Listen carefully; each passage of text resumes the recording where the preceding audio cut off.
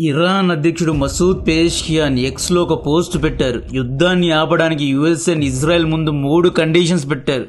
Actually నిన్న Oman మీడియేషన్లో మొదటగా యుఎస్ఏనే cease fire చేసుకుందాము అని చెప్పి ప్రతిపాదించింది. ఆ తర్వాత ఈ రోజు పెజెష్కియాన్ ఏమని ట్వీట్ పెట్టారు అంటే, రష్యా అండ్ పాకిస్తాన్తో మాట్లాడిన తర్వాత యుద్ధాన్ని ఆపడానికి సిద్ధంగా ఉన్నాం, but condition number 1 US and Israel Iran యొక్క లెజిటిమేట్ రైట్స్ ను గుర్తించాలంట.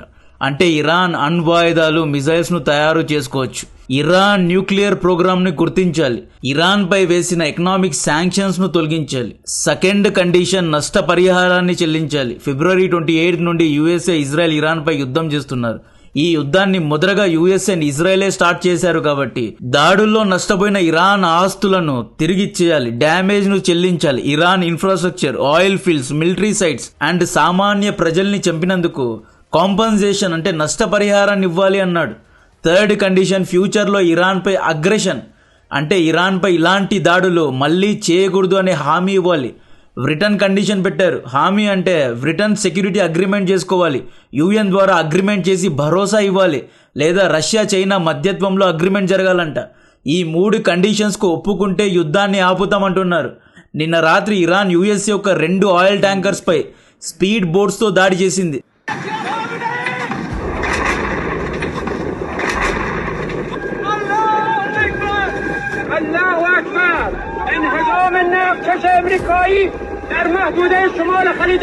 ఇన్ని రోజులు అమెరికా మేము హార్మూజ్ లో షిప్స్ ను ఎక్స్కార్ట్ చేస్తాము అని చెప్పి హామీ ఇచ్చింది కదా, వేరే దేశాల షిప్స్ ను ఇరాన్ నుండి రక్షిస్తాము అని చెప్పి యుఎస్ఏ హామీల మీద హామీ ఇచ్చింది. కట్ చేస్తే నిన్న యుఎస్ఏ యొక్క షిప్స్ నే లేపేశారు. నిన్న రాత్రి యుఎస్ఏ ఓన్డ్ సఫీ సి విష్ణు అనే ఆయిల్ ట్యాంకర్ షిప్ పై దాడి జరిగింది.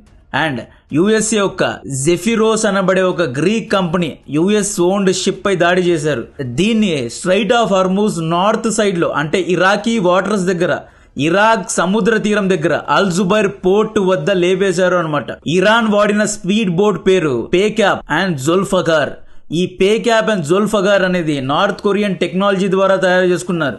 ఈవెన్ రష్యా చైనా దగ్గర కూడా ఇలాంటి స్పీడ్ బోట్స్ ఉన్నాయి. దీని యొక్క స్పీడ్ గంటకు 360 కిలోమీటర్లు అంటున్నారు, ఇంకొంతమంది 100 కిలోమీటర్లు అంటున్నారు. ఈ బోట్స్ రాకెట్స్ అండ్ టార్పెడోస్ ను కూడా క్యారీ చేయగలవంట. ఇరాన్ అమెరికన్ ఆయిల్ ట్యాంకర్స్ పై అటాక్ చేసి యుద్ధాన్ని నెక్స్ట్ లెవెల్ కు తీసుకెళ్లింది. ఇప్పటికీ స్ట్రైట్ ఆఫ్ హార్మూజ్ ఇరాన్ కంట్రోల్లోనే ఉంది. ఇండియన్ డిప్లొమసీ గెలిచింది. భారత్ ఇరాన్ తో మాట్లాడి Abbas Araghchi Iran foreign minister తో ఎస్ జయశంకర్ గారు మొన్నటి నుండి చాలా సార్లు ఫోన్ లో మాట్లాడాడు. ఇరాన్ భారత్ యొక్క 2 ఆయిల్ ట్యాంకర్ షిప్స్ ను వదిలేసింది.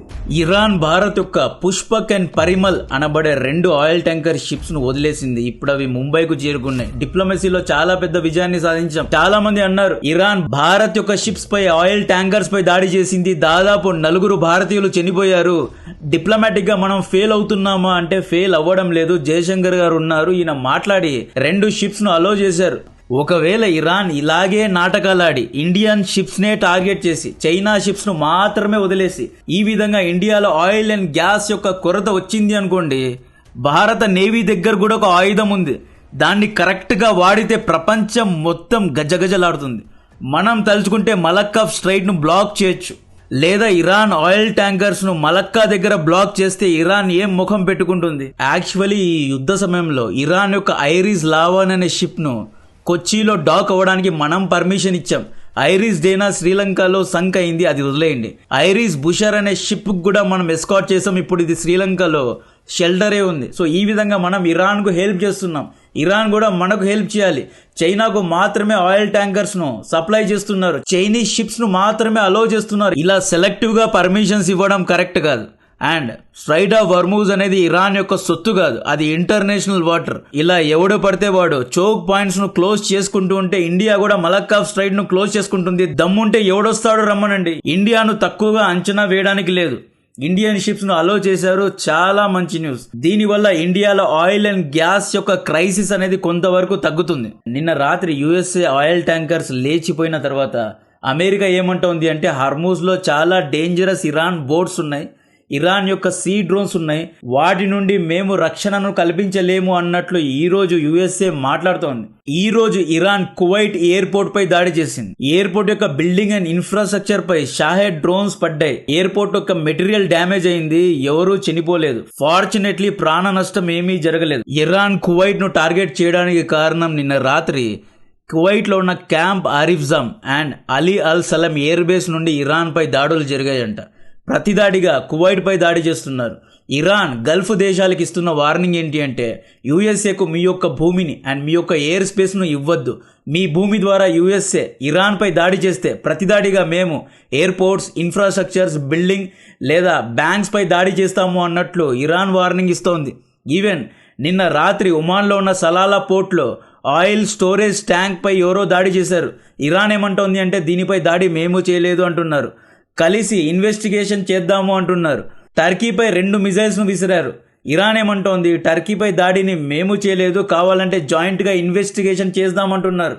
ఈ దాడులు ఎవరు చేసి ఉంటారు?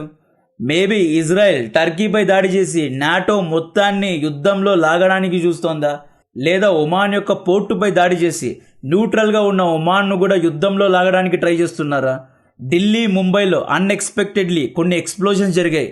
దాన్ని కూడా కొంతమంది మీడియాలో ఇవి ఇరాన్ యొక్క ప్రాక్సీస్ చేసిన బ్లాస్ట్ అంటున్నారు. అంటే ఇండియాను కూడా యుద్ధంలో లాగడానికి ట్రై చేస్తున్నారా? ఇక్కడ కాన్స్పిరసీ థీరీస్ ఎన్నో ఉన్నాయి. ఇజ్రాయెల్ కావాలని అందరినీ యుద్ధంలో లాగి ఇరాన్ పై ఒత్తిడి పెట్టడానికి ట్రై చేస్తోంది అనే అనుమానాలు కూడా వస్తున్నాయి. ఇరాన్ కొత్త supreme Mojtaba Khamenei first time public కు అడ్రస్ చేశారు. ఫస్ట్ టైం పబ్లిక్ ముందు మాట్లాడారు.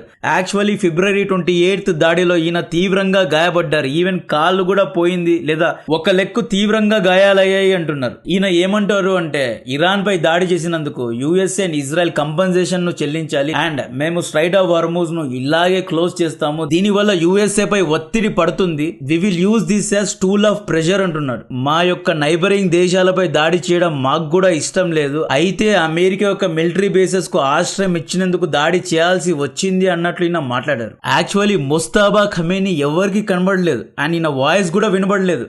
ఎవరో లేడీ ఈయనకు బదులు మాట్లాడింది. ఈయన అసలు ఉన్నారా లేదా చనిపోయారా అనే అనుమానాలు కూడా వస్తున్నాయి. ఇజ్రాయెల్ పై డైలీ రాత్రి ఇరాన్ అండ్ హిజ్బుల్లా ఇద్దరూ దాడి చేస్తున్నారు. సో లెబనాన్ కు ఇజ్రాయెల్ ఇచ్చిన వార్నింగ్ ఏంటి అంటే, ఒకవేళ హెజ్బుల్లా ఇజ్రాయెల్ పై ఫైరింగ్ ను ఆపలేదు అంటే లెబనాన్ యొక్క భూభాగాలను ఆక్రమించుకుంటాము అని చిల్లింగ్ వార్నింగ్ ఇచ్చారు. ఇజ్రాయెల్ యొక్క డిఫెన్స్ మినిస్టర్ కార్డ్స్ ఈరోజు డిఫెన్స్ మీటింగ్ చేశారు. ప్రైమ్ మినిస్టర్ బెంజమిన్ నేతన్యాహుతో మాట్లాడి లెబనాన్ యొక్క భూభాగాలని ఆక్రమించుకుంటాము అని చెప్పి చాలా అంటే చాలా గట్టిగా మాట్లాడారు. ఇప్పటి వరకు 100 మంది హెజ్బుల్లా ఉగ్రవాదులు చనిపోయారు. 60కు పైగా రాద్వాన్ ఫోర్స్ కమాండ్ సెంటర్స్ ను డిస్ట్రాయ్ చేశారు. Senior Hezbollah and IRGC operatives ను కూడా చంపేశారు. కొన్ని ఇరాన్ మీడియా వార్తలు ఏమంటున్నాయి అంటే, బెంజమిన్ నేతన్యాహు చనిపోయారు మే 8 రోజు. ఈయన బంకర్ పై జరిగిన దాడిలో బాలిస్టిక్ మిసైల్స్ పడడం వల్ల బెంజమిన్ నేతన్యాహు తీవ్రంగా గాయపడ్డారు, ఆ తర్వాత చనిపోయారు. బెంజమిన్ నేతన్యాహుకు బాడీ డబుల్ను, అంటే అనిమల్ సినిమాలో ఎలాగైతే ఆ ఫాదర్కు బాడీ డబుల్ను తయారు చేసి ఉంటారో ఆ విధంగా బాడీ డబుల్ను తయారు చేసి ప్రజలు పానిక్ అవ్వకుండా బెంజమిన్ నేతన్యాహు బ్రతికే ఉన్నారు అన్నట్లు ఇజ్రాయెల్ నాటకాలు ఆడుతోంది అన్నట్లు, ఆ దాడుల్లో మొసాద్ యొక్క చీఫ్ కూడా చనిపోయాడు అన్నట్లు ఎన్నో వార్తలు మార్కెట్లో ఉన్నాయి. అయితే ఇవన్నీ ఫేక్ న్యూస్ అని ఇజ్రాయలీ మీడియా కొట్టిపారేస్తోంది. ముస్తాబా ఖమేనీ ఏమంటారు అంటే, మిడిల్ ఈస్ట్ లో ఉన్న యుఎస్ఏ బేసెస్ అన్ని ఇమీడియట్ గా క్లోజ్ చేయాలంట. ఇరాన్ పెట్టిన 4 కండిషన్స్ కు ట్రంప్ ఒప్పుకుంటాడా అంటే డెఫినెట్ గా ఒప్పుకోడు. ఇరాన్ దగ్గర అణ్వాయుధాలు వచ్చేస్తే సౌదీ అరేబియా వీక్ అవుతుంది. ఆల్రెడీ మొహమ్మద్ బిన్ సల్మాన్ ఒక మాట చెప్పాడు, ఒకవేళ ఇరాన్ దగ్గర అణ్వాయుధాలు ఉంటే మేము కూడా తయారు చేసుకుంటామన్నాడు.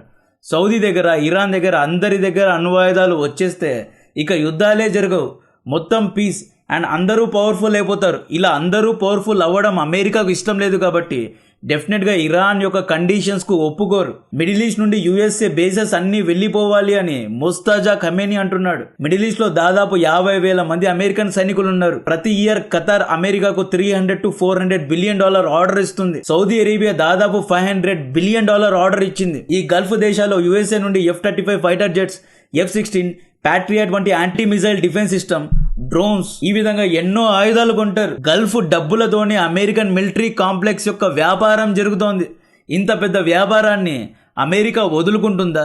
మిడిల్ ఈస్ట్ లో అమెరికన్ మిలిటరీ బేసెస్ ఉన్నాయి, మిలిటరీ ఆధిపత్యం ఉంది కాబట్టే గల్ఫ్ దేశాలు ఆయిల్ ను డాలర్ తో అమ్ముతున్నారు. దీన్నే పెట్రో డాలర్ వ్యాపారం అంటున్నాం. ఒకవేళ ఇక్కడ నుండి అమెరికన్ మిలిటరీ బేసెస్ అన్ని వెళ్ళిపోయాయి, ఇరాన్ దగ్గర న్యూక్లియర్ వెపన్స్ వచ్చేసాయి, సౌదీ దగ్గర కూడా వచ్చేసాయి, మిడిల్ ఈస్ట్ మొత్తం శాంతిగా ఉంది అనుకోండి, వీళ్ళు ఆయిల్ ను డాలర్ తో అమ్మరు. అమెరికా యొక్క ఆధిపత్యం పతనమవుతుంది. డెఫినెట్ గా అమెరికా దీనికి ఒప్పుకోదు. నిన్న డొనాల్డ్ ట్రంప్ ఏమంటాడు? యుద్ధాన్ని ఆపేస్తా, ఇరాన్ లో దాడి చేయడానికి ఏమీ మిగల్లేదు, దాదాపు 46 నేవల్ షిప్స్ ను ధ్వంసం చేశాము, ఇరాన్ యొక్క ఎయిర్ ఫోర్స్ మొత్తాన్ని లేపేశాము, ఎయిర్ డిఫెన్సెస్ మొత్తాన్ని ధ్వంసం చేశాము అంటాడు. అండ్ ఆ తర్వాత ఈ రోజు ఏమంటాడు? ఇంకొక 4 వీక్స్ వరకు యుద్ధం చేస్తా అంటాడు.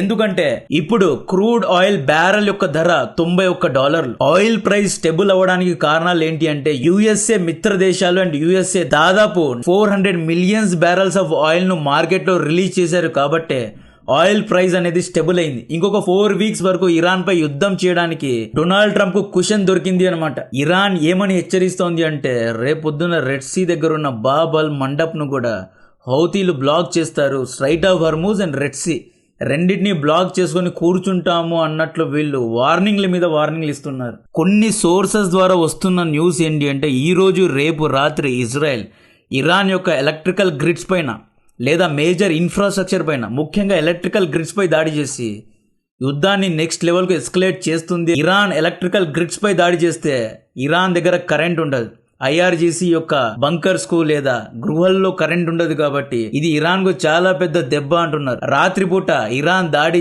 చేయలేదు, కరెంట్ లేదంటే రాత్రి ఎలా దాడి చేస్తారు? ఉదయం పూట దాడి చేయడం చాలా రిస్క్, ఎందుకంటే ఉదయం పూట Israel and American fighter jets air space లో తిరుగుతూ ఉంటాయి కాబట్టి ఉదయం పూట మిజైల్స్ ను ఇంటర్సెప్ట్ చేయడం చాలా ఈజీ కాబట్టి. సో ఈ విధంగా ఈ రోజు రాత్రి ఇరాన్ యొక్క ఎలక్ట్రికల్ గ్రిడ్స్ పై దాడి చేస్తారా లేదా అనేది చూడాలి. అండ్ ఇరాన్ పెట్టిన 3 కండిషన్స్ కు అమెరికా ఒప్పుకుంటుందా లేదా అనేది చూడాలి. డొనాల్డ్ ట్రంప్ పై చాలా అంటే చాలా ఒత్తిడి పడుతోంది. జూన్ లో మిడ్ టర్మ్ ఎలక్షన్స్ వస్తున్నాయి. ఒకవేళ ఇరాన్ తో యూటర్న్ తీసుకున్నా, యుద్ధంలో ఓడిపోయినా లేదా ఇరాన్ యుద్ధంలో అమెరికన్ సోల్జర్స్ చచ్చిపోయినా కూడా Donald Trump mid term elections లో గెలవడం అనేది చాలా కష్టం అవుతుంది. సో దీని గురించిన మరిన్ని డీటెయిల్స్ ఇస్తూనే ఉంటా. కాంటెంట్ నచ్చితే వీడియోను లైక్ చేయండి, ఛానల్ ను సబ్స్క్రైబ్ చేసి అందరికీ షేర్ చేయండి. జై హింద్.